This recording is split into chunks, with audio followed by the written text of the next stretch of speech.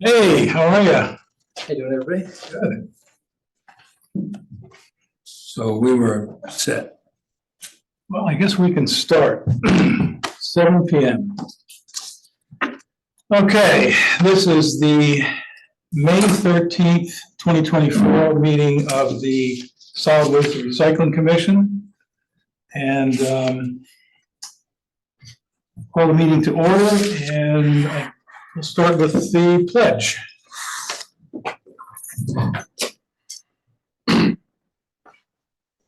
Pledge allegiance to the flag of the United States of America and to the republic for which it stands, one nation, indivisible, with liberty and justice for all.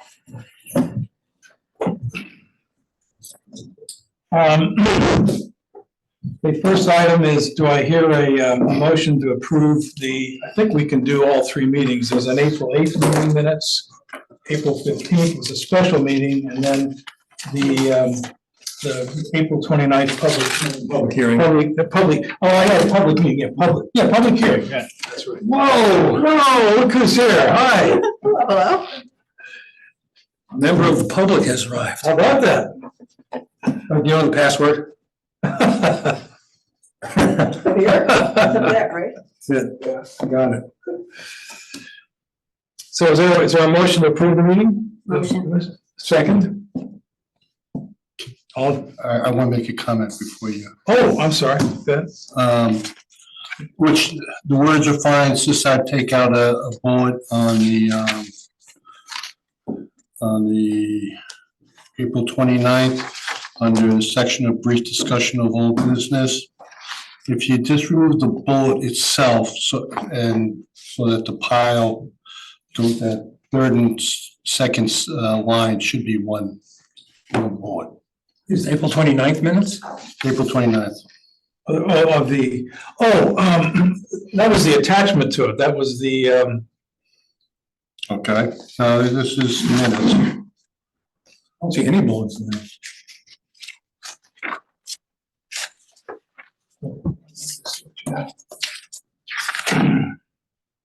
Piling. It appears like it's two different items, but it's really just the one further. Oh, I see, okay, yeah, remove it, okay, It's just so it reads better. yes. It's one item that's discussing, but by putting the second bullet, third bullet in there, it looks like it's the same. Okay, Two I different- would say, we'll take care of that, I'll make sure Josephine, okay, And the same thing on the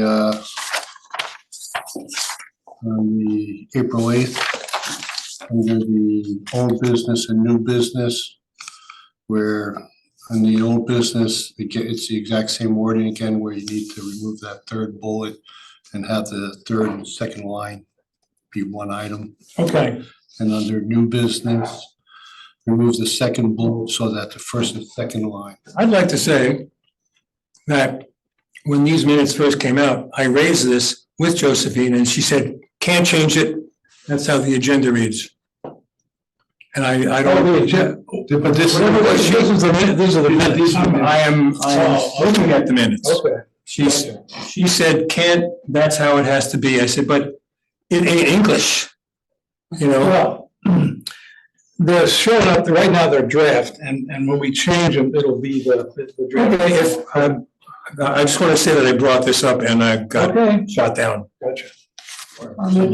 Shot down's a little rough. I wasn't shot down. I was just said no. She said, I have to say respectfully that I can't change it. So, Okay. If you took, you're the secretary now, right? yeah, That's right. well, I spoke Okay. as a secretary. Okay, there you go. That didn't matter. Didn't matter. Anyway, just saying.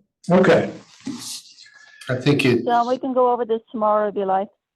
okay, yep, thanks. Well, yeah, before you take the draft off, let's make sure that the sentences are all right. I mean, this is the kind of thing that I know the minutes can have a legal status and people come back to them, but something like that wouldn't, it's not like there's any serious mistake in there or any, But Josephine's on the line, right? he's online, yeah. Well, then, Yes, didn't you yes. we couldn't change it because of the agenda or something to that effect? Well, it was on the agenda, went out that way. So I just copied the agenda over. Oh, That I, wasn't my doing. okay, But okay, if so, you want to change it in the minutes, that's what I said. Why wouldn't we want to have it read like, Tim, if you want to change it, make a notation in the minutes, you can do so at the meeting. I will do that, I did miss that, and will I'll. that not be my purview as secretary? Yes, if you wanna, yeah, I mean, I promise you, I gotta let you as secretary to bring up the election again. Okay, do it, okay, yeah, would you, yeah, please take care of that, yeah. Well, I'm just saying, even when I brought it up a few weeks ago, Okay, I thought it was my job to review the minutes and so on, so I well, maybe did when, my job. if you're okay, what I'll do, especially with the agenda, let me send it to you first, and then you can send it to Josephine, and, because I get a second pair of eyes, I must have missed that when I said. Because otherwise, I don't have anything. Right. Because I promise you, you won't have to do it. Easy job, that makes it even easier. Okay. All right, good, we'll straighten that out. When I get back to my computer, I'll send you I'll make the changes and we'll get this done right. Well, it's no big deal, I'm just Yeah, no, saying, that's all. okay. So we're voting on it. So with those changes, all in favor? Aye. Aye. Did you say just? Yeah, the changes With as those- amended. with those changes, the minutes are approved. Thank you. All right, first item, John, Director's Report. Okay, so let me start out with a few things here.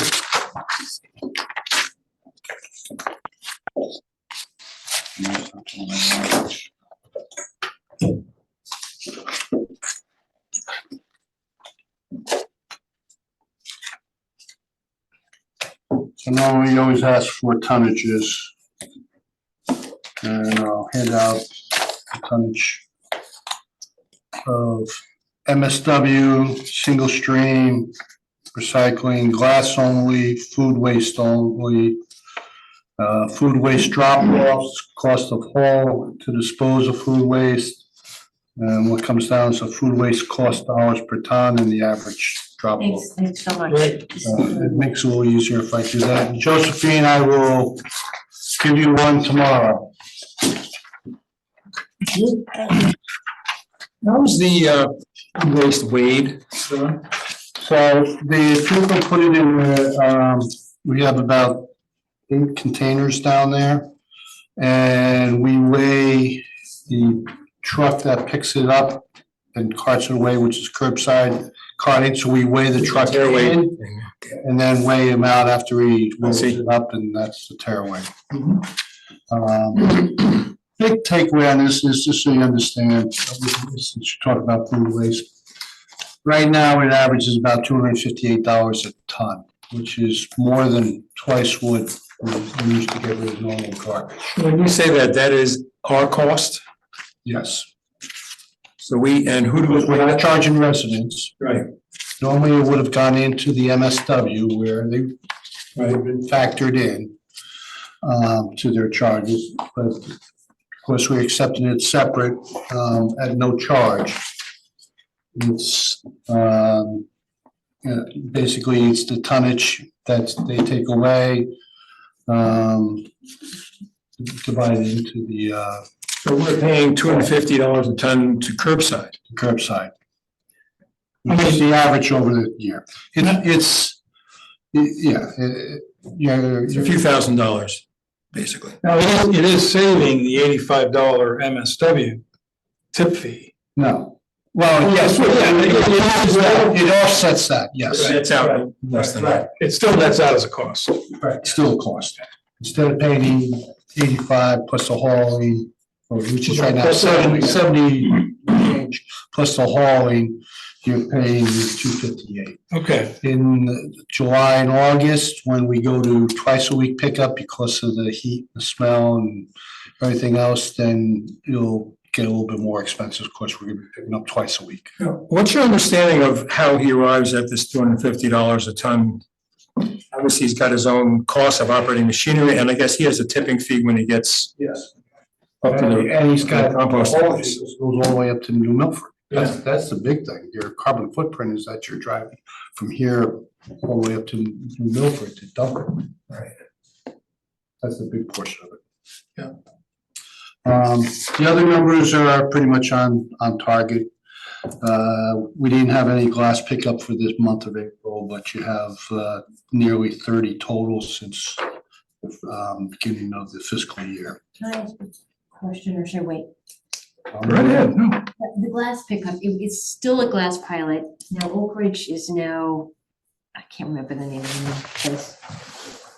The new company that took over. Interstate. Interstate. So is Interstate, had a discussion with you about this glass pilot and how they're gonna continue it? We have not had any. So right now, of the 5 or 6 towns that are doing this pilot, Oak Ridge is nice enough to supply the container and pick it up and take it up to Bethany. So when will the transition happen and? I'm not sure when it will. Well, maybe. It's an advantage to Oak Ridge also because it minimizes, or I say reduces the negative effect on their machinery. You start putting glass into the single stream, it gets broken, it cuts their belts up. It contaminates your cardboard because it gets impregnated into it. There's a lot of negativity by having single stream glass. Glass in the single stream. So whether they say, look, when you look at that as an overall operation, it's more cost effective for them to pick it up from us and take it up to Bethany than it is to have it all inside the single stream to process it, is what my understanding is. Now, the ownership, has they made any substantial changes yet, or is it just an ownership situation? I mean, the people you deal with at Oak Ridge, are they the same people you've always dealt with? Because I mean, my experience with companies buy companies, they leave them alone for a while.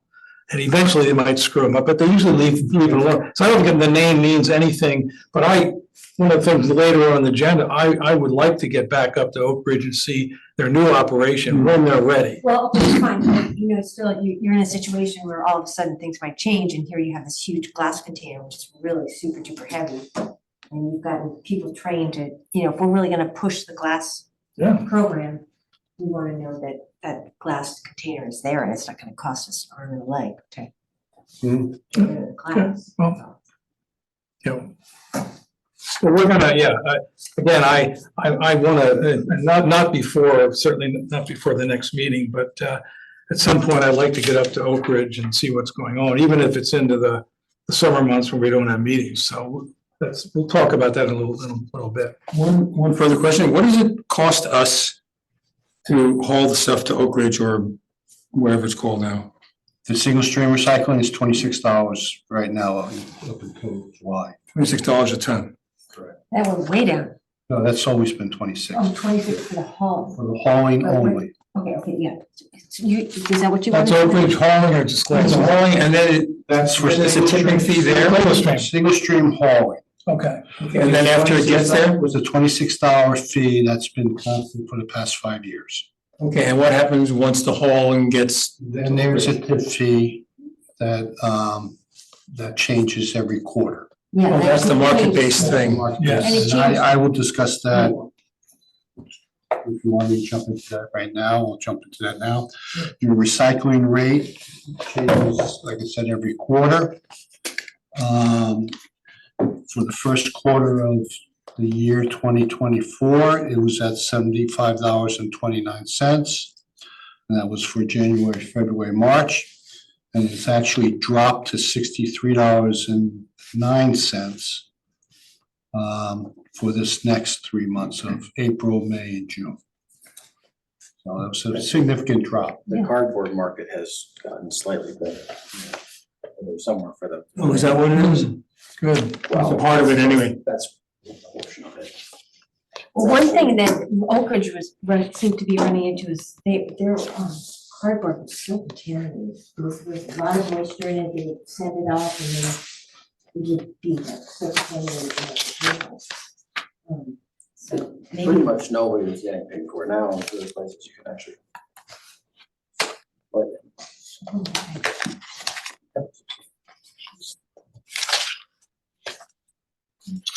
So that's good news on the recycling market. Hopefully it continues that way.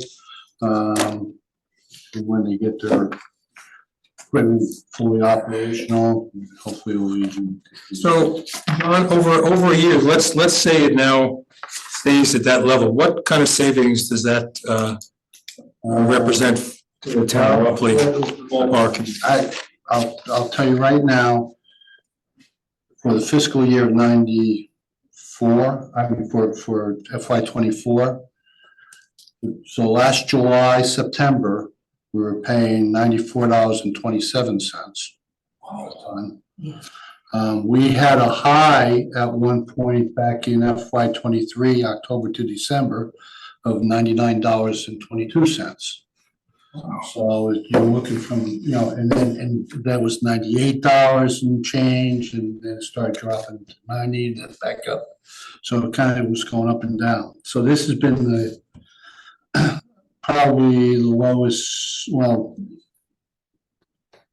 lowest, I guess, for a few quarters. How many tons of recycling do we generally send up there?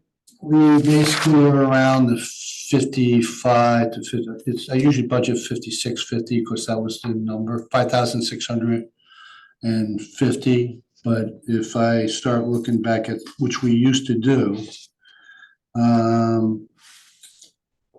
So my math is right, last year in FY 23, we only came in with 5,000. Yeah. The year before that was 5388, and FY 21 it was 5766.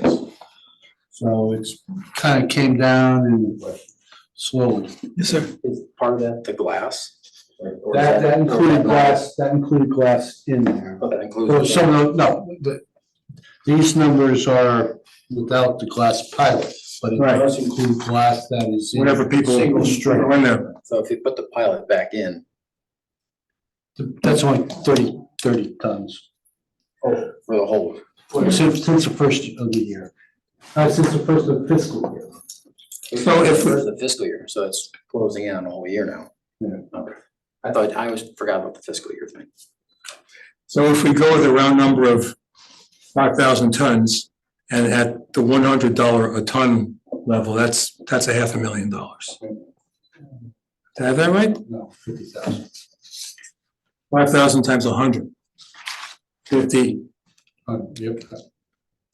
Yeah. And that's all right. It should be 500,000.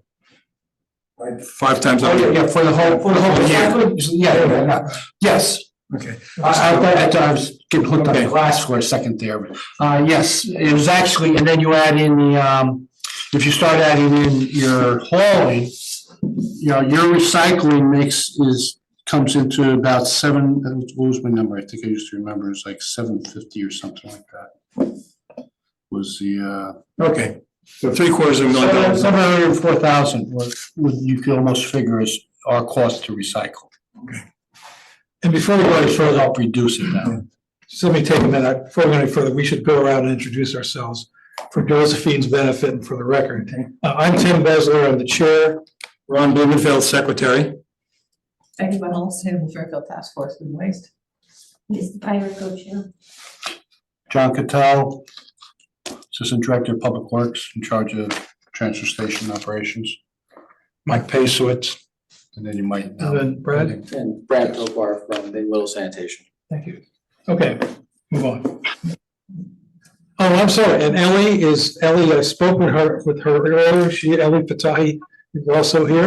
And yeah, Ellie live, hi Ellie. and Hi. Emma. And Emma. And Emma Kay, I'm not sure who that is. Sustainable Fairfield. What's that? Sustainable Sustainable. Fairfield. Sustainable Fairfield, good, thank you. Green team. So is there, if you don't have any other questions on tonnages and recycling rates, I'll continue. Okay, They had Sustainable, group had their mattress drop off on May 4th, and they collected 28 pieces. So that's, they did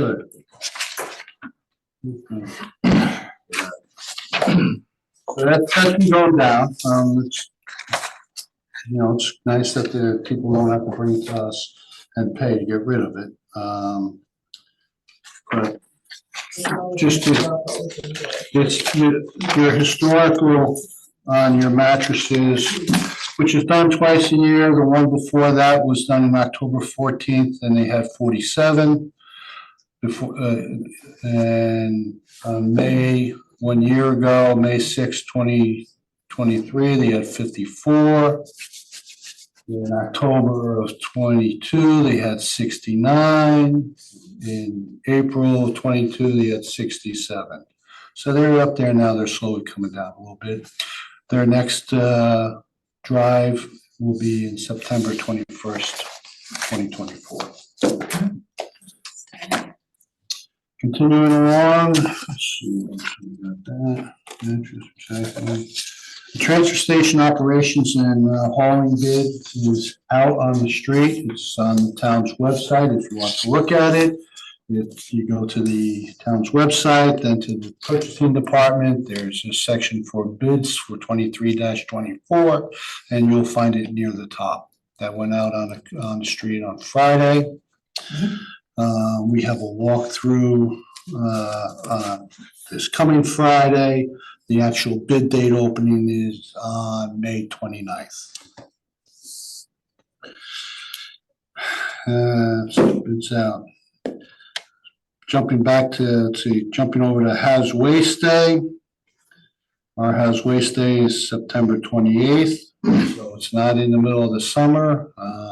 It's from 9 to 2. So what was that date, John? I'm sorry. September 28th. So we pushed it out. A lot of people were complaining that it's during the middle of summer and they miss it.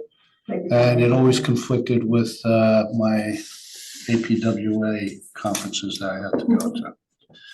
So this, I think, will help everybody. It'll be interesting to see what comes from it.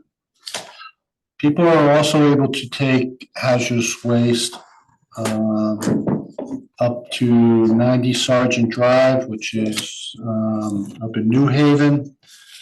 That's opens up, I think, May 18th and goes to around the third week in October. The hours are from 9 to 12. That's South Central Regional Water. Regional Water Company, Can yes. I just ask you a quick question? I just want to make sure I'm right on this one. The hazardous waste day, you're not paying a blanket fee, you're actually paying per tonnage, right? You're paying, It's both. You pay a certain minimal fee for the setup, for them to actually come and set up and operate. So you have a small fee for that. Then they count up what they call households. And there's a certain amount of household would be so many gallons of liquid or so many pounds. I don't have the numbers off the top of my head. However, they kind of work with it where if one driver came up with this one little can of oil-based paint that's half empty, and the car behind them came in with about 6 or 7, they may say, okay, we'll just throw it in with that one, call it one. Or if the other one was way over the limit, they may say, okay. So they do work with you, they're fair about it. Carbon footprint, driving a half a can of paint up to New Haven. Yeah, so that's kind of how it is. And that's whether you go up there or come down and have it here. For us, we pay here. We get charged with the Haz Waste system, with an operating fee that's divided among all the towns. And then this is talking about the up in New Haven that has Regional Water Authority. And their overhead and all their operations. So your invoice is a 2-part deal. It's overhead operations and then it's what our particular town delivers. yeah, and is it expensive? Is it expensive? Because, We budget about $65,000 a year. and the reason I'm asking is it's changed over time, because I used to always volunteer for this event, and it used to be like 1,200 cars sometimes, and then all of a sudden, it just dropped off. And I can't believe that it's just because everybody's gotten the paint out of their house. I mean, Well, that could very well be. People find stuff downstairs and, I'm talking about years, Yeah. 2002, not just like 1-2 years, anyway. I think what a big effect of the change was the fact when COVID hit, people were home and they said, okay, now I'm start cleaning out my house because I can't go anywhere. And a lot, you could see during the COVID years, it jumped up. And then since then, it started coming back down. So I suspect that has a part to it. There's also, if you have paints and oil paints, you're supposed to be able to bring them back to where you bought them, or certain facilities will accept them. Sherwin-Williams will take it. Which is Yeah, Sherwin the only Williams. one. There's a Yeah. few. So instead of going up there, you can go back to the store and drop it off. Well, I'm only mentioning it because I think it's a very important program, and they used to put something in your tax bill. They used to put something in, I don't know, we used to get the messaging out. An insert. And now it's just going on the website, and sometimes I think things get lost. And we also did the dedicated mailing for years Yeah, too, yeah, right? not just in the tax bill. The tax bill's cheaper. Right, it was a An insert is dedicated mailing, cheaper, and so but you'd get the it and you tax go, oh, I'm gonna put this on my refrigerator. Anyway, Now, you said you used to volunteer. If you would like to volunteer, or anybody wants to volunteer, this is from New Haven. They have, each town has a day where, and there's probably about 14, 15 towns. Basically send people to help to direct traffic, greet and direct traffic. You're not handling anything, you're just, which, as you experience, you're there to welcome the people, say that, follow the blue line around, and give them. Our commitment to help out on that is on July 13th, Saturday. It's a 9 to 12. They like you to get there at 8:15 because people start And working. then go to lunch. If you would like to go, please let me know, because I have to send 2 people. We got volunteers that are, if we have 2 volunteers, and I'm not gonna bother sending paying someone from a different department to go up there. they mold. I have to pay them overtime. So Look at me. please advise me when we get closer, and we'll work that out. That'd be very nice. This is definitely gonna go. I'm definitely gonna go. Oh, good, good, thank you. I'm gonna thank you for your service down, right down now, so we can get back out. Just give me- Okay. Remind me. I was also, let's see, transfer station operations, they seem to be working all right. We have one door the large door, I think I mentioned it prior, that faces the sound. There's a total of 7 overhead doors. The larger ones faced east and west and are somewhat protected. The ones that are face the sound that the residents see as they drive up, you have 2 smaller ones on the sides. They're fine. The problem with the one that was in the middle is it's such a larger sail, basically, from the wind blowing off the sound when you had some of these high wind storms, that it kind of throws it off the track. So the overhead door company who installed them for us is going to beef them up and put some heavier slots on. That's good. So they're supposed to get to there, personnel are okay to attend, and I spoke to them earlier. They're hoping to get there Saturday afternoon after we close. If he doesn't have the personnel, that'll probably be the following Saturday. That's operational. Other than that, knock on wood, everything's been running fine. as Well, far it's as I great know. down there. It's so orderly down there. It's just Yeah. amazing. It's great. Thank you, thank you. And they do a good crew, they do a great job. Lisa runs the place and she's all over that place, and the guys at the booths are, very courteous, they know their Yep. job. They are, they're very, very courteous and helpful. I have to send you a quick, did we ever have good, when we were up at Ridgefield, we saw the good, good Goodwill truck there. They used to have a Goodwill truck and they took it out, And in Fairfield, right? yes. Just didn't work out? Well, there's really, it was there a long time ago. I don't know why they pulled it out, but you have stores that, you got a Goodwill store right over there on the high, on, What do you call it? Kings Highway. Kings Highway. Kings Highway, yeah. Why would they put a trailer here? Yeah, and they used to be in Bridgeport, and then they moved over to Kings Highway, so it's very convenient for anyone to go. So there's- Yeah, but a lot of people just do There's big still one fill-ups in Bridgeport. their car and they just trash a lot of stuff. Well, that's the thing, too, people turn around and say, yeah, this is good, and when we put it there, it winds up just being garbage. Yeah. There is a push to starting July first, when we also go in with our new rates to go with no cash. It'll be checks, credit cards, or debit cards accepted all. Can I ask, what prompted that? I suspect it's the internal audits that they feel that, oh, you're dealing with cash down there. We don't want you to have cash down there. You're talking about I'm sorry, you're talking about at the scale house? Yes. They don't want to take cash? Correct. Building? It's, in a lot of towns, other towns don't do that, won't accept cash either at their transfer stations. Really? Yeah. The one at Trumbull doesn't Take accept it. cash. That's what I said. Because it becomes an issue, for some places. There's been places in the past that have issues. I'm not saying, Well, and there's always, I'm not saying here, but I didn't think you were allowed to do that. I'm sorry, I just. you are allowed to do I that. didn't think you were allowed to do that. You are allowed to do it, that's not illegal. You are allowed to do that. Other towns do that also. Is the issue, Cash. town staff skimming money or with fear of a robbery? probably the potential for it. There's a little bit probably of everything. There's just as much potential in credit card fraud as there is in cash, but that's really just an excuse. I went to City Field and I think it was late 2021, and I always take a couple $100 with me and went there, no cash at all. It was still the COVID thing was going on.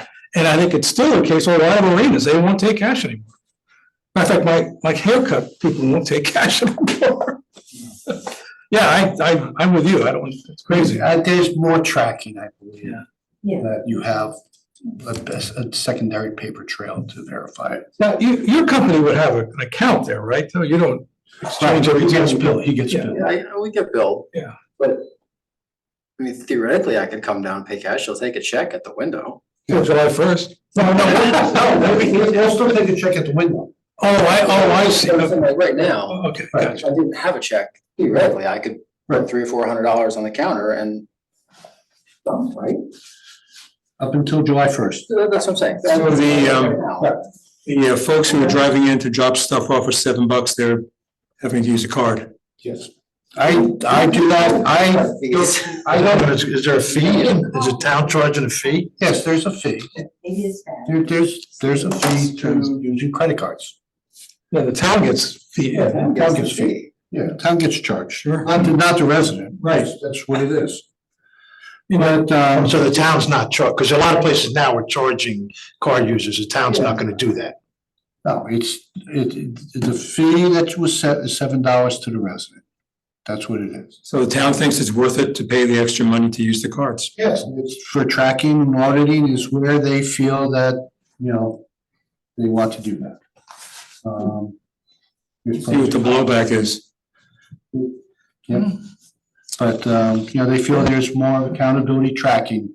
I got one more question then. Good. In response to that, wasn't that the reason that we raised to the whole dollar? To keep the cash down there easier? If we're using a card, you can make No, I don't whatever, think That's a good point. I you don't make it think whatever that- amount you want. Yep. Okay, well, next time, that's something to consider. I'll just bring that up for now. Make it 8.43. It's 22.25%, and it goes out to 7.35. Nobody with the card is even gonna look. They're gonna go, But this was a unilateral decision by, Finance? I think it's administration and finance. Per se. Gotta be money, people. yeah. Is it just the, or is it like a lot of other things in the town? Like, is the golf course, are they going for that too, or is it just? I don't know, I can't speak for that.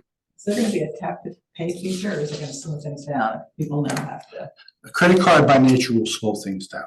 Just, I mean, Unless it's a tap, unless you have the right, Do you have a tap? we have that already. There are people using credit card now, a lot. okay. We probably have 20% even at the window almost using a credit card.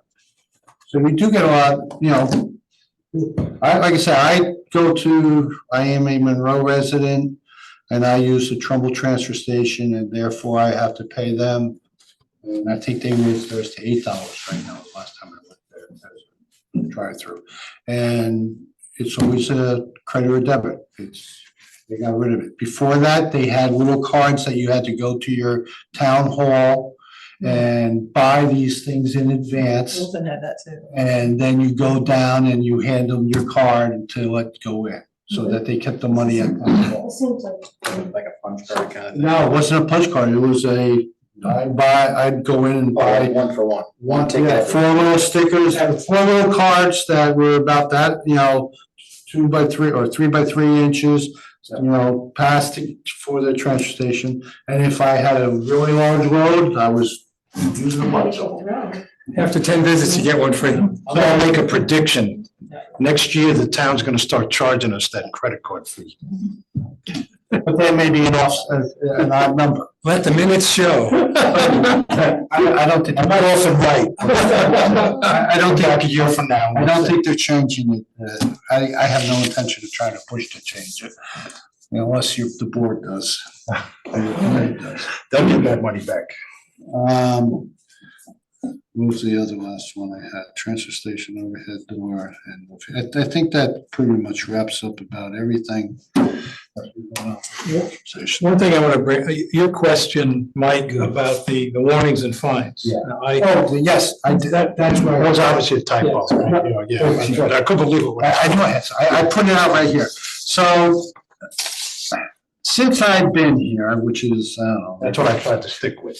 Yeah, I've been, I came in, I think, in July of 21, I think it was, 2021. And I had 2 people where I had to actually, I'm sorry, a lot of people don't know if they know what I asked for. I asked for the violation notices that were issued basically in the last year and a half, let's say. And how many notices were issued and how many violations were issued. That's. so I'm gonna address what I did, and this is exclusive of the loop stickers. So, that's next category, I'll address that, but since I've been here, I had 2 houses that I had to go up, and one of them I actually left a letter on. That they left their cans out continuously at the curb, and the neighbors don't like them having the can left at the curb. They don't bring it in, they bring their garbage out to the street and just keep throwing it in there. And, the neighbors, I'll get a call from the neighbors saying, this doesn't look good. So I sent the letter to the one, and that was back in August of 2021, down in the Westford Drive area, and they eventually complied. There was another one that was right around the corner where I didn't actually have to send them a letter. I saw the owner there, and I think it was more of a neighbor war going on. It was really happening because technically he had it on his right of way on his property. So my concern is when it's in the town's right of way, where it's right there at the curb. If it's approximately the 10 feet back, and I use that approximately, that's to the width of the right of way. If it's on their property, I can't really do much. But I mentioned it to him, and I think the neighbor was upset with other things because they used to park cars there and right there. Both of them kind of got resolved. I've had to issue 2 fines. There's another one with the garbage can left out on Round Hill Road. Again, I think it was a tenant So just by actually catching them home, knocking on the door, saying you can't leave it out there, bring it back onto your property or in front of your garage or whatever, and driving by, they've complied. So there's 3 of those types really, but one really wasn't a total violation. I've issued 2 fines. In September 2023, we had a Mercedes come down after 3 o'clock closing, so the entrance gate was closed. The guy went in the exit gate, because that's open for the guys to get out. Went up to the transfer station building, emptied out his garbage. The guys up there told him that were environmental workers, said, no, you're not allowed to, we're closed, you can't do it. He ignored them. They did the right thing by not trying to get into a heavy confrontation. We have plenty of cameras down there. We were able to catch the license plates. They actually took a picture of his license plate because they were there. And then it goes to me, we go through our system because they have a pass to get on. Normally they have a pass, otherwise I just go right to the police department. We'll figure out who it is. I sent the policeman up there to confront them to his home. So they actually were successful. Yeah, so we ended up fining him. He was fined, now the fine is only $90. And I'm allowed to fine twice the expected cost of the weight. So if it was normally like a person would pay $6 to get rid of the car garbage, I can double that. So it was $12. So it was $12 plus my maximum fine of $90. So I sent him a fine for $102. And he's, obviously it felt, well, I was getting my car cleaned or having it detailed, and that was a business decision on my part. So, okay, fine, here's your check, and sent the check in. I had another individual, December 24th of 2023, where the parents, now that should be a key date, that's the day before Christmas. This is where John turns into a Grinch. And they were cleaning out, they had to clean out a room. I guess they were getting guests over and they wanted to clean out a room. So they sent their son and daughter, which were probably in high school here, down to the transfer station on a Sunday morning, which is what that day was. The female was very athletic. She was able to hop over that fence that by the street, no problem. Now, all this is on camera, as I say. The son who drove was passing the garbage to her over the fence, and she was very nice. Walking up the hill? She walked it all the way up the hill and threw it into the compactor pit. Made about 12 trips or thereabouts. So we were able to get the license plate, and I sent the officer up to their house. They asked if we wanted to press charges, and I'm not going to wreck a high school kid's record by saying they're illegally trespassing, but especially when the parents tell them to do it. So, but we did issue a fine. Again, it's only $90, and based on the amount that was, I think it was $24, figuring that was more than just a small one. She made some trips up. So it wound up being $114. Again, some of these people, that's not gonna bother them or feel a pinch on it. That's a cost of them doing a business, that's a cost of business for me to get something done. But it got out there, and you still have to have some police officer from the town coming up to your door, knocking on it, and saying, okay, we have you doing this, this, and this. I really hope Here's they the showed up picture. on Christmas. We didn't find out until the day after Christmas. Can I ask you something? And now you've got all these new doors. Yeah. Isn't the transfer station locked up now?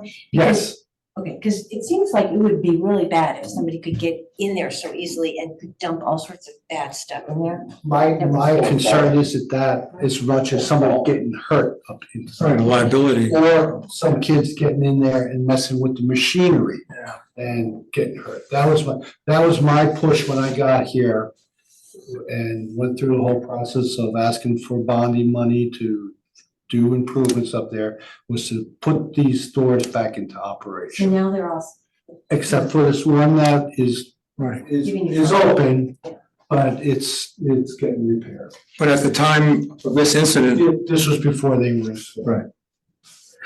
Well, the $90, is that you issue like send a letter? I send a letter with an invoice. I send a letter saying this is the whole case.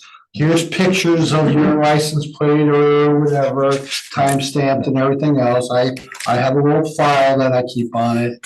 And I don't want to, I just wonder if I was home. And, they send a check in. I say, send a check for this amount for here. They send a check and it goes into the normal fines or whatever. But I believe our rules and regulations state for fines as to what that dollar number is maximum. So were there any violations issued for contaminated cycling stream? No, so How now, many hoop stickers? so now we go into the other item. And this is where I've had Lisa go out. And Lisa went out 5 times so far on some of the different routes. Twice it was before work and 3 times, when I say before work, it was before 7 o'clock. And 3 times it was after the 3 o'clock in the afternoon. She tagged 18 cans on Warner Hill area. She tagged 4 cans in the spinning wheel area. She tagged 12 cans in the university area. 12, And she drove out to Galloping Hill area, found and tagged 1 can area. That area is not really a curbside. Southport is not a curbside area also. People have it in their house. Now Lisa is not going onto their property to check, recycling, which she's not allowed to. So these are for the recycling that's put out at the curb. she's getting up there plenty early before, I mean, how could? Yeah, I think she might have even met someone while she was out there. Yeah, and then if she goes after 3, they'll all be empty, right? Most of them generally are, So why would you go after 3? to whether they're still out there and some issues too, because you're supposed to. well, they put them out for the next day. Yeah, put them out for the next night. The next day? Yes, and that's one of the things here, we were talking about. Day pickup day. Some people put out day before even, just leave it there. And that's a whole issue where I think your regs changed and we had some language about having to get it in, I think 2 hours. 2 hours before sunset, whatever it is. Yeah, 2 hours before sunset. I break that rule every week, by the way. I'm just gonna turn myself in now. Do you ever think about going back to, or maybe she has, to the same location so that we get tough, it's making a difference? We've already gotten. Okay, good. There's a lot of things that are going on, so. Can we put that in when you do each month, the report that you give us about how many you're giving out during the time period, so we can keep it. And so the OOP stickers go on, and the driver sees the OOP sticker, not supposed to pick it up. I don't, you see that are some of the main things that, I did not get a detailed report to saying, this was violation of hoses or plastic bags, whatever. And whether the haulers, they just take that bag and put it on the side, take everything else. Are we considering the OOP stickers and official town policy enforceable by not picking stuff up? Yeah, you're not allowed to fine on something, that's where it takes the first, second, third notice. Yeah, it's a warning. Before it's. It's education. Educational. That's what it is. But you can find them after the 3rd warning. Yes. Brad? So 2 quick things. One, Lisa talked to most of the guys whose areas she Yeah. went to or streets. Like she asked me where to go first because and I asked her what time she was going, because some of our trucks, obviously, if we start on a street, we're out of the whole neighborhood by 7 o'clock. So Yeah. she did talk to a lot of us about where to go, because otherwise she'd then run into a million empty Well, that's cans. good, because then you know what's going on. And on the OOP sticker thing, I've told my guys to straighten it out and take it. Like to take the garbage out, and put it back in the garbage pails. Because in almost every case, our recycling trucks follow the garbage trucks. It's like 80+% of the town. The garbage gets picked up way earlier than the recycling. There's only a few sections where it's not the case. So usually, the guys come, they pick up the trash, Mhm. pail's empty. Recycling guys come, they throw it back in there, and then people see the sticker on the recycling. So it's like, hey, you got tagged, here's your violation, and by the way, all your junk is back in your trash for next week. Because Interesting. I really don't like the idea of leaving a customer that's paying me to take their recycling, But I do like the idea of the tag. Yeah, you have to do something. And it covers the haulers too. It's not the haulers. Right. This way they can't say, well, I don't like you because you're doing this to me. Right. It's the town. The town The tag. town is taking the initiative on it. Yeah. Now, And then we, if it's the same house 3, 4, 5 times it gets tagged, okay, then I'm okay, we'll leave it, it's, 2 or 3 tags, but by the time Lisa gets 2 or 3 tags, people might have already moved out. and then we talked about Enviro and the fact that Enviro is sitting there watching these loads getting dumped into the compactors, right? And that you say sometimes the Enviro guys see all these plastic bags in there that are about to go into the recycling, and they say, no, stop, put them on the floor. They look through it and they say you're gonna have to. Well, they're, okay, so you have cameras down, back, and at my desk, I'm looking at cameras all the time. Mhm. I have the whole thing up on a big screen, and I think if you look at, the administration, first selectman put out a Yep. little newsletter, Yep. do a deeper dive into the transfer station. And you could see some of the camera, what I see for the cameras up there.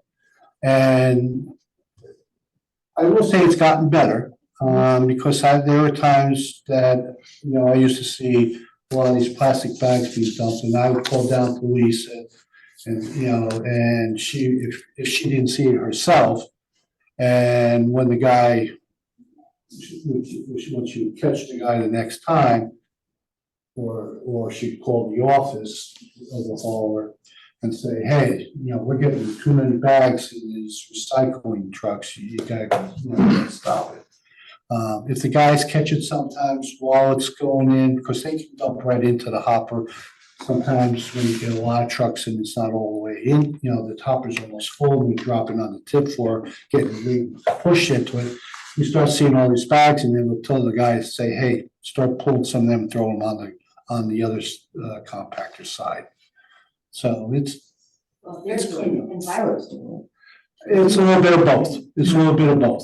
Sometimes you get the driver, you get sometimes a driver that you say, oh, you guys, this is.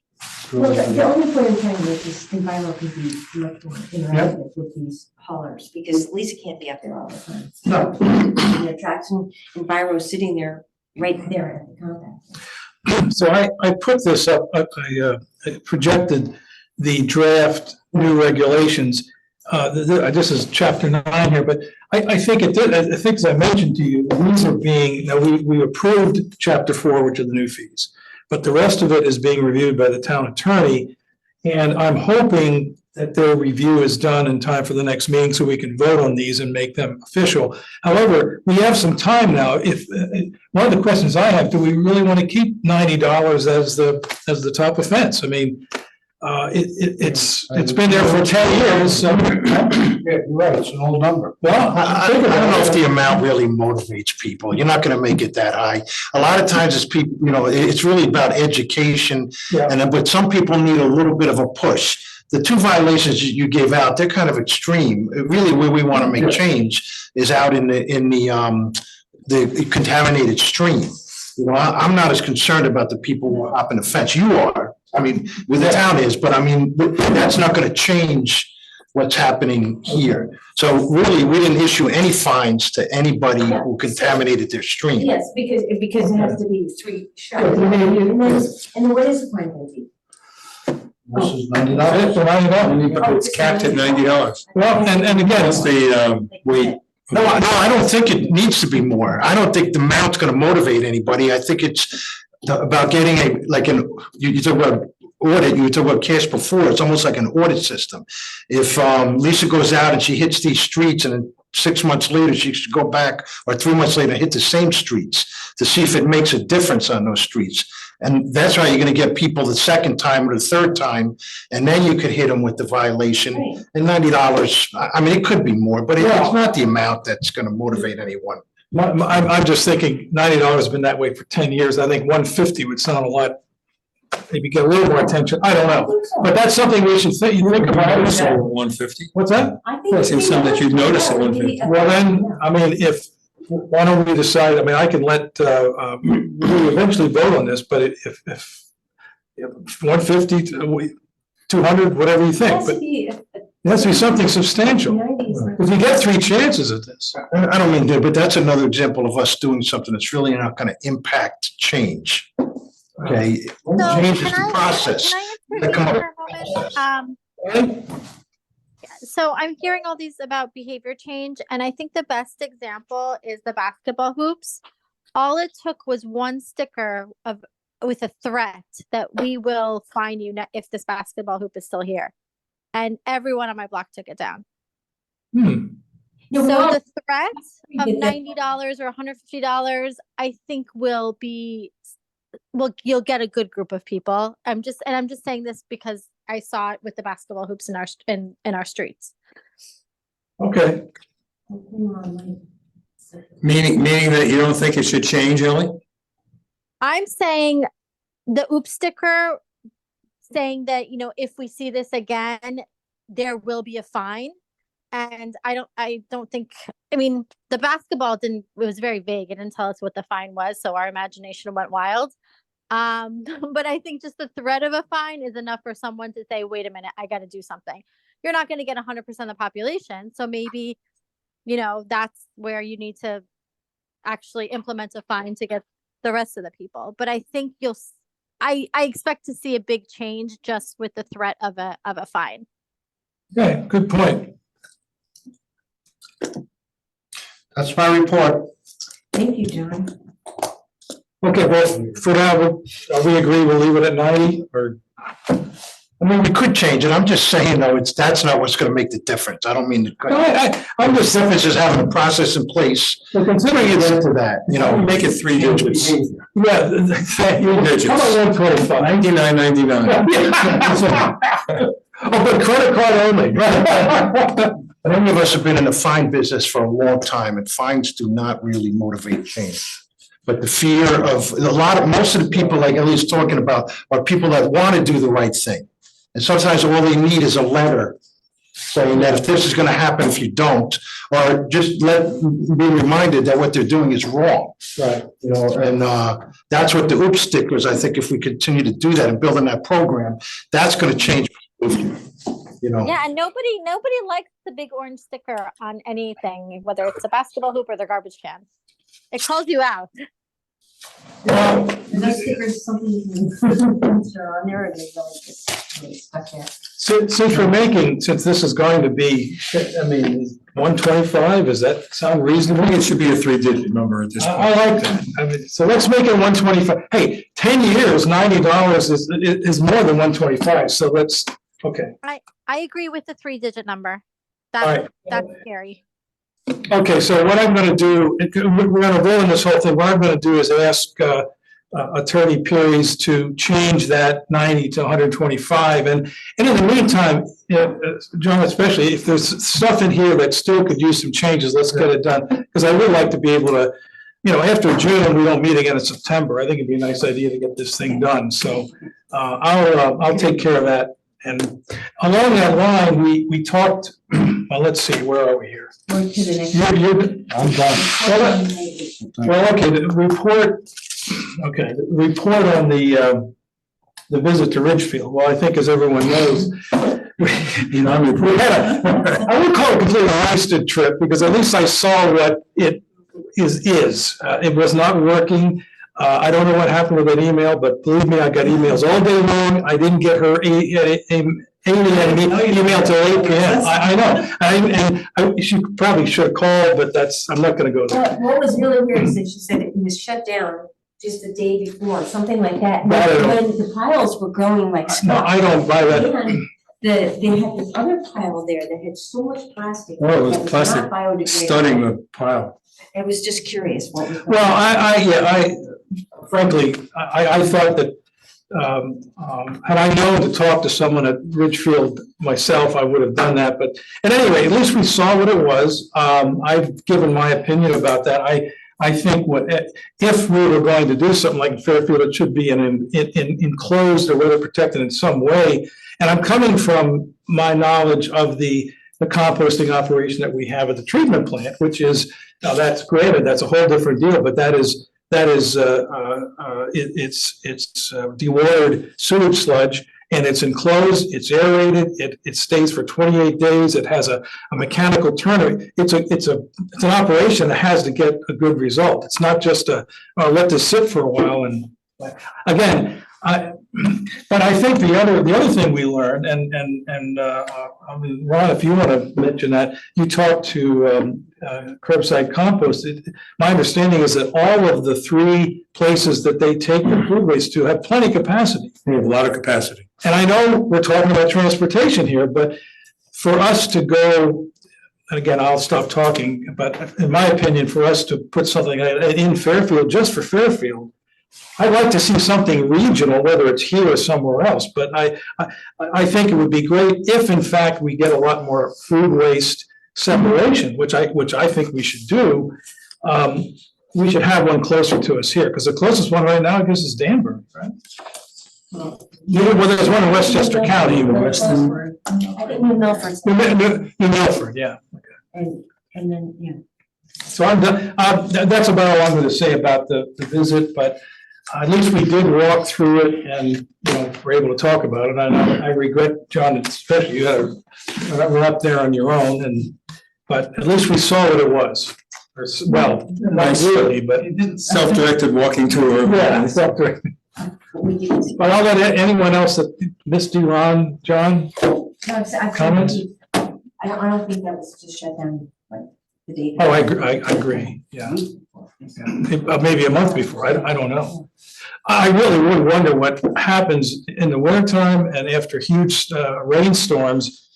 I mean, when you're composting something, it's supposed to be agitated, mixed on a regular basis. It's supposed to have steady aeration. It's not supposed to be soaking wet every once in a No, while. but you should see the operation in Danbury and Milford, Milford. Oh, that's perfect. They're open windrows. I mean, there's nothing covered. Well, one of them is an open window, the No, three, all Danbury's are Okay. totally open, and he does a beautiful job. The ASB? Yeah, is it? Yes. ASB. Oh, yeah, it's all. well, how do they deal with rain? Well, they must have You're talking drainage. About the other equipment that seemed pretty exposed, but. Well, when I went online and looked at these 3 operations, one I could see was outdoors, the other 2 are the large buildings. But, anyway. Any other comments about, or? Nice ride up. It's a beautiful day. We had good company. I felt bad for John. He was all by himself and he's far from Monroe. He had to go through the back roads to get home. Okay, so let's go on. Okay. Anything else we want to talk about? Oh, the one other thing I wanted to, that came up is the issue of the caps. And I'm going to put this up here. Caps on or caps off for the plastic and the what you call it? The plastic in the cartons. John, you mentioned that the main thing is you don't want to have these little caps in by the single stream by themselves. And I've been keeping them on, as we've been telling people to do, but I guess when it gets compacted, they probably pop off, right? They accept them on, if you're not gonna leave it on, then throw it out. That's the way it goes. If you want to leave it on, you're allowed to leave it on. Would they prefer that we don't? They say leave the caps on and they make a point of saying that, and it seems like the stupidest thing ever, because once you compact these things, the cap's gonna blow off, right? So it's very curious. So what, but you found out something else, right? Well, I mean, I think you did a little research on this one. I talked to John. Yeah, I mean, and it's only my personal thing is, like I said, I take them off. Yeah. And throw them out. Now I know the container's empty. It's not, Right. I don't have a container Some that's, moisture in there. well, not just moisture, but I have, a bit of liquid that somebody just put the cap on and threw it out because there was orange juice going bad for a week or two. Yeah. Or something. You knew it would be empty pretty much because there wasn't the cap on it. And it's not gonna be getting compacted and popping off. Okay. And go by itself. If That's my feel, but they do accept, Oak Ridge will accept them on if they're screwed on. The But- recycling says you can have them on, but it has to be on. The big thing is you just don't want them in by themselves because they fall through the machinery. So somehow if we leave them on, they don't do what the loose caps do, I guess. They're on the, Because it's attached. The whole idea is the caps are small and they fall through a lot. so what do we tell the public? I mean, Well, I guess what I really, with the first selectman's email, the deep dive, in there, it did recommend taking the caps off. And that's what I talked to John, and we talked about this. And it's frankly, knowing that these are compacted, I've often wondered about that, especially like a big orange juice. Yeah, is it really gonna stay there? I think, and we understand that some people are gonna leave them on, some people are gonna do whatever they want to anyway. But I think we should change this to give the best advice we can. We would prefer that they're removed and thrown in the trash. I think that- And if everyone's okay with that, I was going to ask, again, the attorney to change that language. Again, some people, it's not a disaster if they stay on, but I think too, if you take them off and throw it away, you're more likely to rinse it, especially in a clear plastic. Yeah, and it has a little more chance of drying out anyway, right? Exactly, And yeah. That's another and issue. isn't it a different kind of plastic? I mean, aren't the caps That's another thing, it often, contaminant? they're often another type of plastic, they're not always, but they're certainly a different material than the Look at orange them, they juice look cartons. different. The orange juice cartons are like, I don't know. Well, milk cartons come with little caps too. Yeah, they're cardboard with plastic on the outside, the caps are probably I guess they polyethylene, I don't know. Okay, I could. So I'm, well, I mean, I don't, we'll vote on this whole thing together, but does everyone think that's a decent idea to at least change our recommendation to that? Well, if it goes in the regulations, it's gonna be either you do it or you don't. Right? It's not gonna be a recommendation. Right. So if it's allowed, but we're saying don't do it, what's gonna happen later on? When, people are doing it, are we gonna tell them, not to? We're gonna issue violations for The it? ultimate thing is no loose caps. Right? That's the ultimate thing, no loose. And now is the time to change it. Yes, We're okay. changing everything else. But if we put it in there that you have to take them off, then Well, I think as the education gets better and better, and I mean, first of all, no plastic bags, we hope most people know that, no loose caps. Let's just start doing that, and, because the glass that isn't separated from the other single stream, that certainly has always been take the lid off, they're often metal lids, so. I think, So anyway, if everyone's in agreement with that, we won't necessarily vote on it, but we will eventually vote on this whole thing, and that's what I'm gonna ask that change be made, if that's. that you take, Basically, plastic containers and aseptic cartons, the caps removed and thrown in trash. so now we're telling them. We're telling them to do that. We're telling them to do that.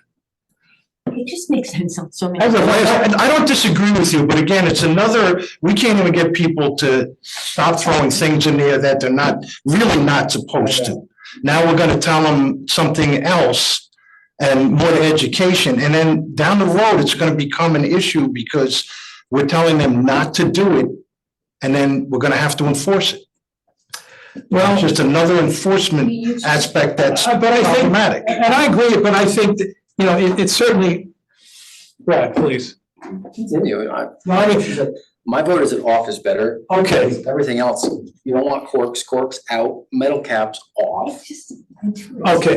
And to answer your question, we're not gonna start, I mean, as of last week, I was in violation because I was rinsing them and putting them back. So I think, yeah, in time, you know, years, if people, yeah, it may be a violation and we'll be. I'm just saying, if you put it in there, and I'm in favor of actually doing it now if we're gonna do it. I don't want that misunderstood. Yeah. I'm just saying, if we put it in there, we're saying either yes or no. We're not saying anything in between, Okay, you know. good.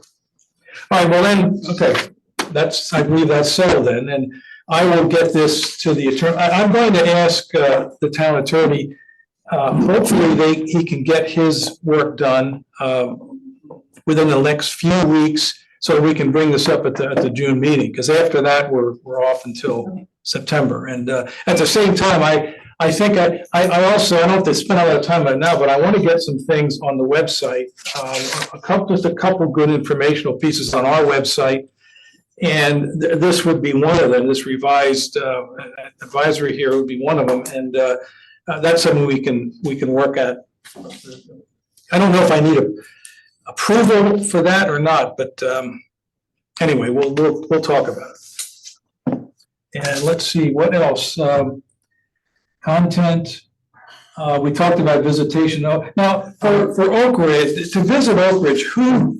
Sorry, did you want to talk about the food waste versus trash study thing that we talked about? Yes. You want to do that now? I'll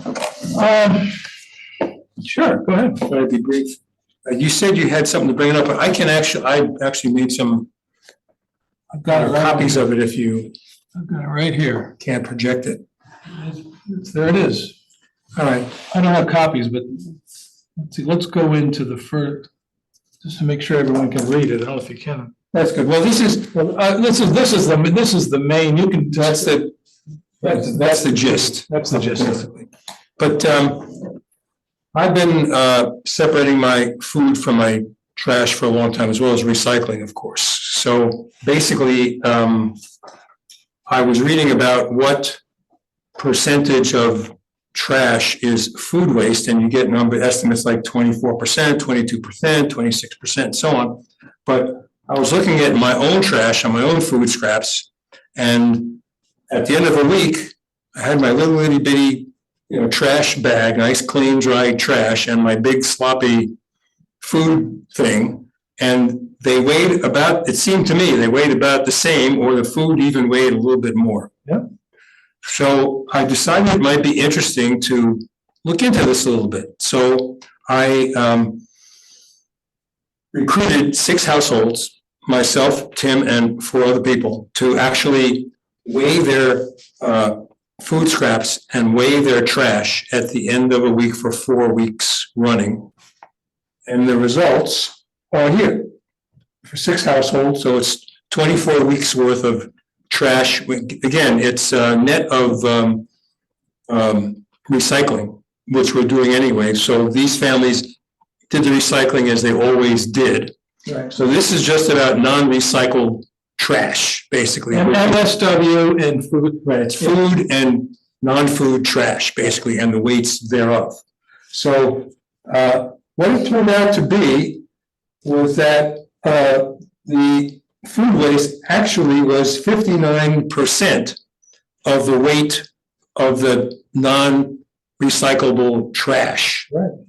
And if you go back and look at those estimates of 24 and 22 and so on, they were including recycling in waste. So when you take those out, it made this number look very, very close to it. Yeah. So I think this kind of sets us up for selling everybody on the idea of getting food waste out of the trash stream. And what I think would be very helpful at this point would be to, this is only 6 households. Oh, yeah. So it's a rather small study, but it's suggestive of what we might find if we did a larger study. So I'm proposing that we do a larger study maybe of even 100 households. Becky Bunnell here happens to have a list of over 200 people who are composting. So we can try to recruit people Yeah. from that list. I've also been talking to people on Sustainable Westport.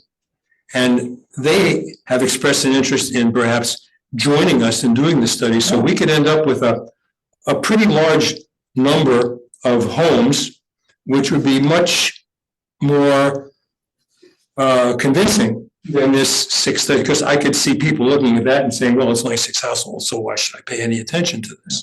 But if we had 100 households or more than 100 households, I think that would say a lot in terms of what the implications are about what it would mean to take food scraps out. Now, if we scroll down a little bit on this, we can take a look at what the economics could be. So basically, we haul about 20,000 tons of residential trash and 10,000 tons of business trash, if you will.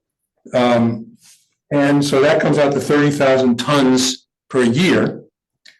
And as of the summer, it's going to cost us probably a little over $100 a ton with the hauling and the tipping fees to take the stuff to be incinerated.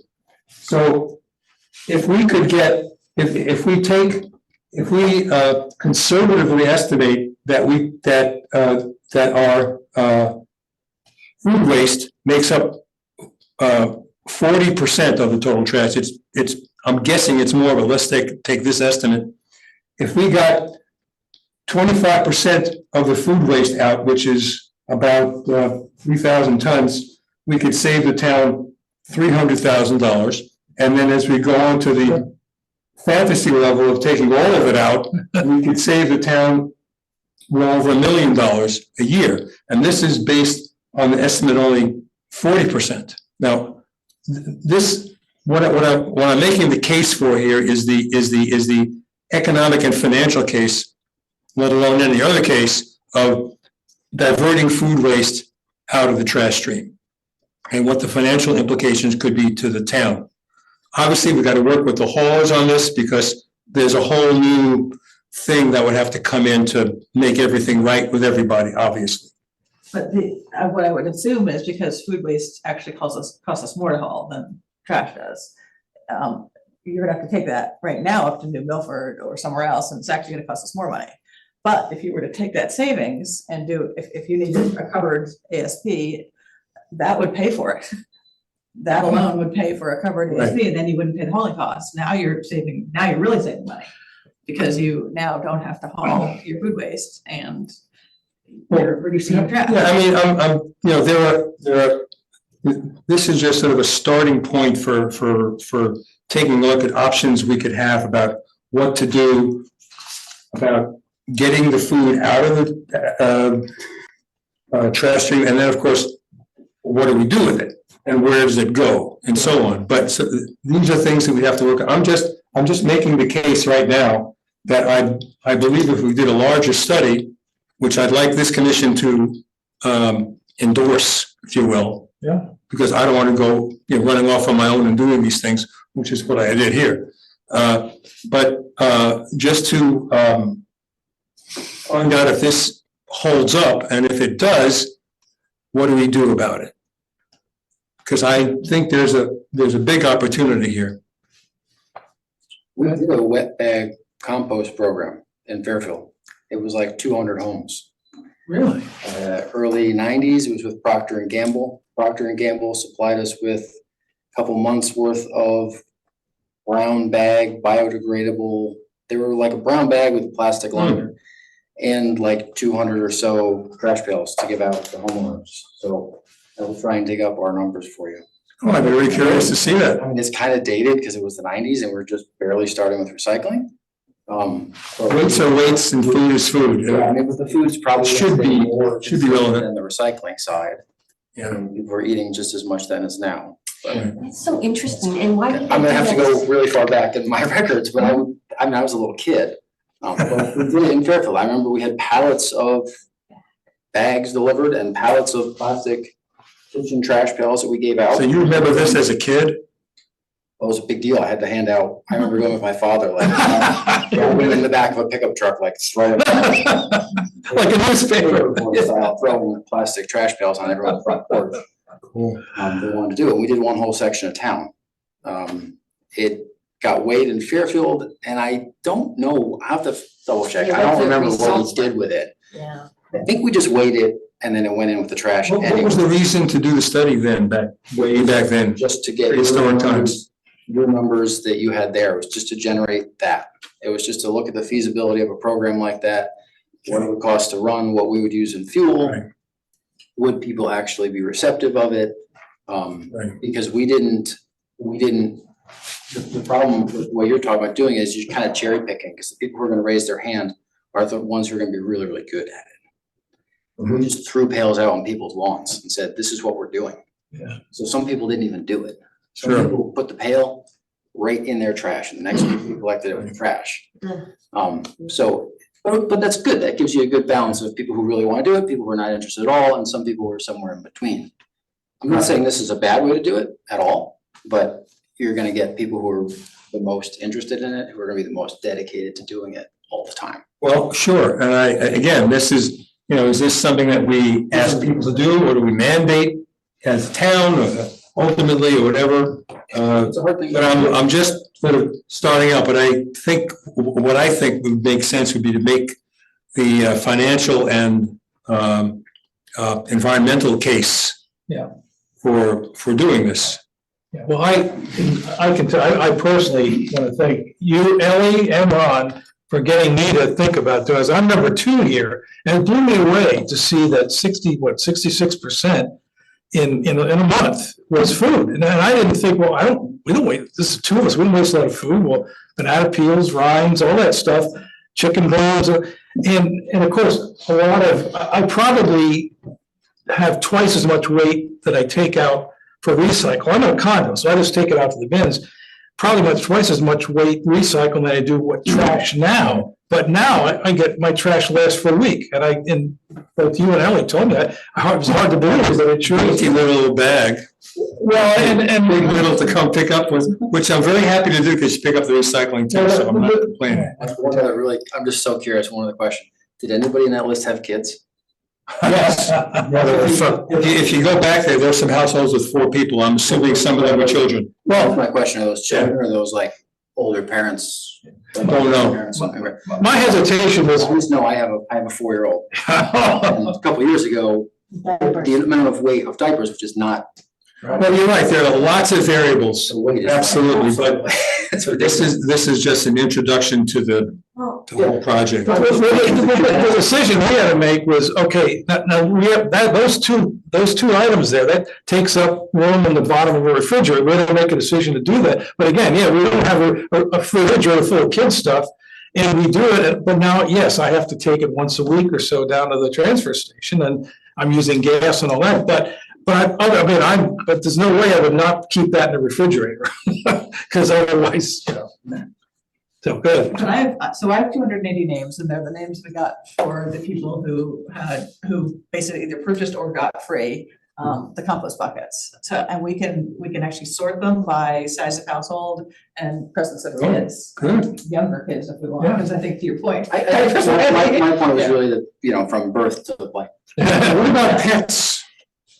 That's too. What do people do with, So can I just remind everyone that all the elementary schools in Fairfield are composting or separating their food scraps in the cafeteria? So the kids in Fairfield know how to do this. And then curbside is picking up at the elementary schools, right? Yes, curbside is picking up from the elementary schools, yeah. I think I asked you before, I hope that this is continuing into middle school and high school. That's our goal for next year. Our goal is to get into the middle schools, because these kids that are in 5th graders now, they'll be in 6th grade next year. So they can lead the charge. And another question, because they're picking up so much in town, are you able to renegotiate our contract with curbside? Because when we originally set it up, they were coming to our transfer station and it was sort of a one-off, and now they're picking up. Yeah, I know Megan McHale has been working with Curbside. They've given us a really good, according to Megan, we've gotten a pretty good deal with them because there's so many schools involved. No, I'm just saying the transfer station might be able to save some money, is what I'm saying, because if the truck is already down here to pick up at the transfer Right, station. the they're already truck is at at the revenue. transfer I know, when I talked to you, Ron, I called the guy from Curbside, because my neighbor, my next door neighbor wondered about, in our condominium, there's 134 units there, and they said, well, why don't we do food collection here? I says, well, someone's going to have to, I mean, you pick up there, you've got 19 bins, someone's going to have to manage this, or actually, she wanted composting, but whether it's composting or food collection, someone's is going to have to volunteer to manage this. But he said, he said, well, if they're willing to pay, was it 36 a month to pick up for curbside? Yeah, they would come to an individual unit in our condo. So, But- it's a matter of having a conversation, Nick, and finding out, what can be done if we increase it a certain, Well, incrementally. I've had several conversations with him, and he says he can scale up Yeah. rapidly. Right. Good. So, And that would mean, obviously, because the scaling up, he could reduce his prices, So but it's a this- matter of working that out. in the advent of time, maybe let's go ahead and endorse a study and get, I'll work with you to get some on it. In fiscal '23, there were 13.7 tons of food waste. And I think I extrapolated from last month's that this year it's probably up to 21, 22.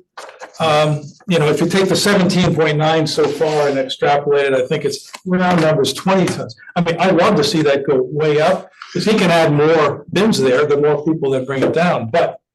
maybe. They also pick up curbside too. Oh, yes, exactly. And that's So, stealing. That's what I'm talking it about. would be good to know.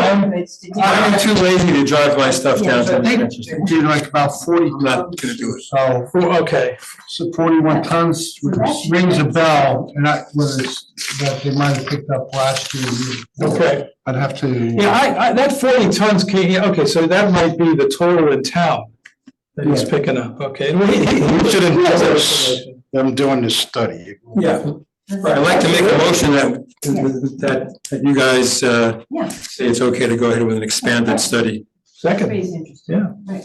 All in favor? Absolutely, yeah, Okay. cool. Yeah, ideally, like I said, you get it as another item, like you put out your recycling, you put out your trash at the curb.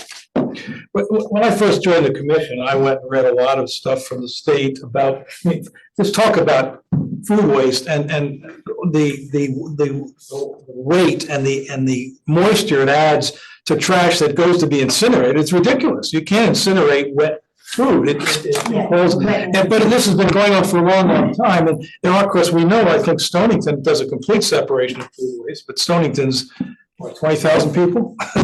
And very suburban and all. I know there was a food waste bill this year at the legislature, but it never got, well, a lot of things didn't get passed because of the short session. So I think the state, to really get this going, the state is gonna have to do something and have more facilities and especially if there's any kind of a mandate on this, so. But I think I'd like to continue making progress here as best as we can. Great. I'm sold. Let's see what we got. I guess the only other thing I had down is you were talking one point about getting the halls together and maybe giving special invitations to everyone to these meetings. Not, I don't know if they come or not. I mean, you're usually here and as is John, but Two, maybe three. Yeah. So To see John and I. and they can go and watch the video. Okay, so, But obviously, It's been the same guys for like 20 years. so yeah.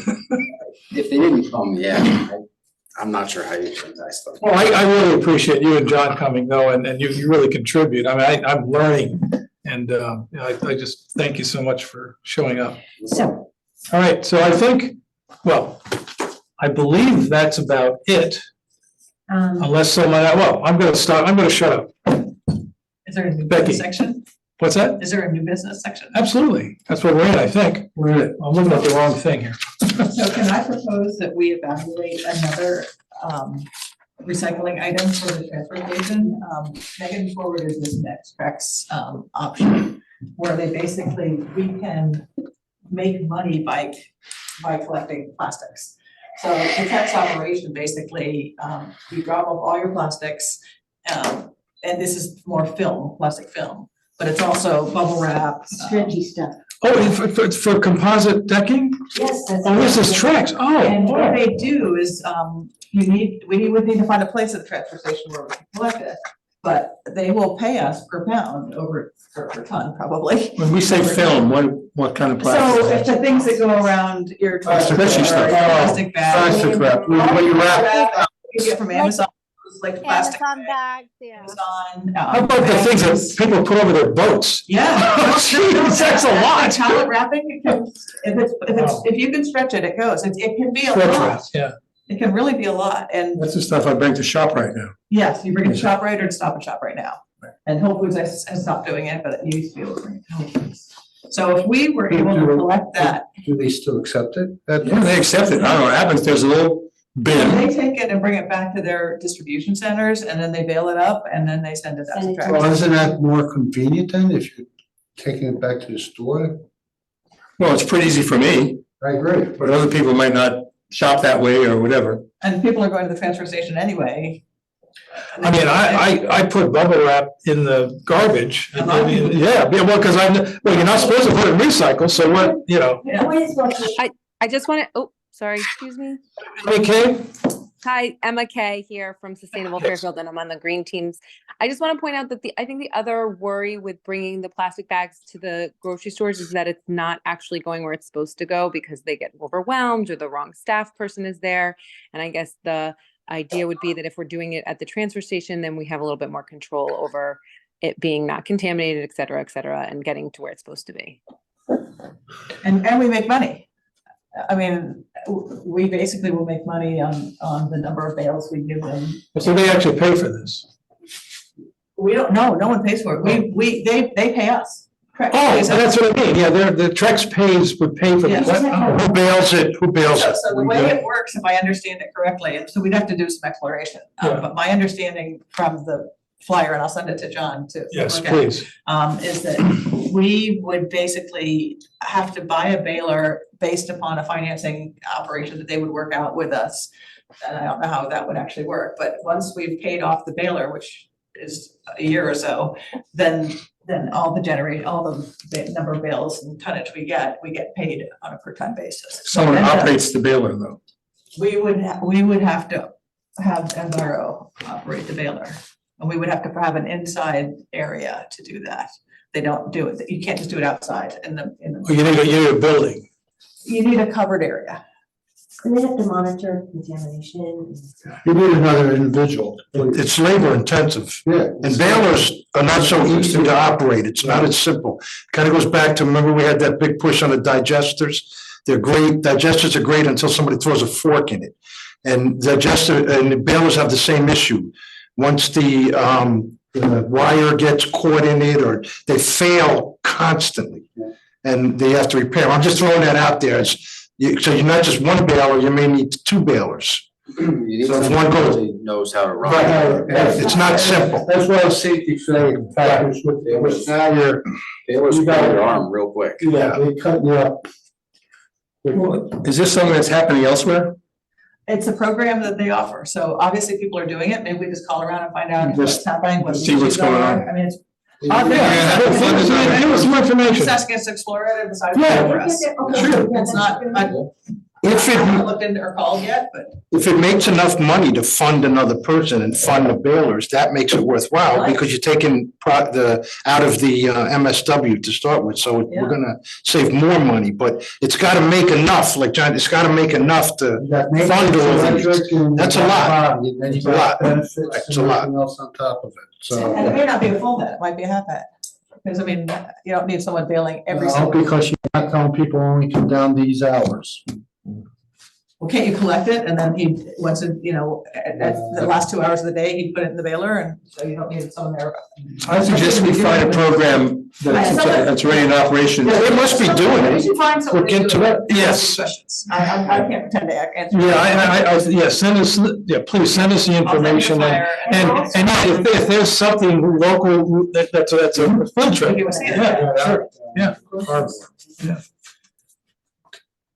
Yeah, if we had a baler. I didn't know that that's where the plastic bags end up, Yeah, in yeah, the I mean, shop, right? They end up at Trex, at least in theory. Trex is doing phenomenal. Well, a lot of them go there. I know they make, my understanding is they send them back to their distribution centers and they all bail them back at the ShopRite's distribution center. And then And then they go presumably they go somewhere. someplace like a Trex. Most of that stuff, most of that wrap is either high density or low density polyethylene or polypropylene, and that's all good for composite. Because composite decking is mostly plastic, but they mix sawdust into it too. Yeah. Yeah, we use composite on our new decks in our condo now. I actually sell that. Some of those people didn't want, you get people saying, well, I heard it's hot and it's slippery. Is that ASIC? Huh? Is that Well, ASIC? ASIC is the other name. ASIC is timber something, I've but. got ASIC in my house Yeah, somewhere. yeah. Now, 30 years ago, some of it wasn't good, but Trex is really good stuff. Anyway, So, Okay, great all idea. right, great. Then another new business item would we be open to testing a pay-as-you-throw program? Is another way to dramatically reduce our MSW. And this would be taking a small geography, maybe Brad, you could help us pick sort of a subset of your customers, if you'd be willing to run something like this and just try it. It'd be done on instead of bags, which get very complicated, you just do it on bin size.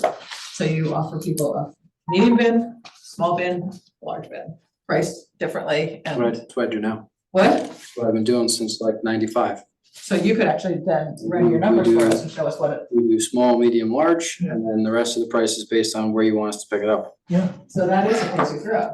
Could you, Essentially, because we don't have an automated truck. So if you have an automated truck, it's really easy because you can weigh every bin as you dump them, because the arm picks it up. You have men who roll it up.